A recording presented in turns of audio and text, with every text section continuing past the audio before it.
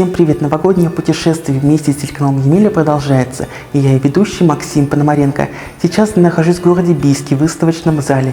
Здесь работает новая выставка, которая называется «Ветер перемен». Это экспозиция молодых, талантливых художников города Бийска. И мы, конечно же, сейчас на них посмотрим.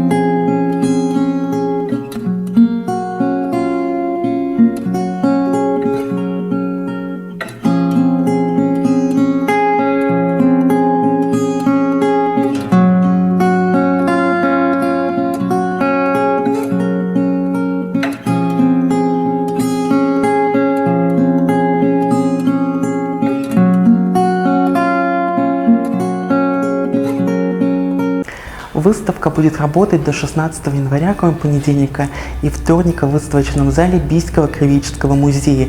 Так что, если вы думаете, как провести новогодние праздники, то мой вам совет — однозначно посетить эту выставку, потому что это очень интересная выставка наших бийских молодых талантливых художников.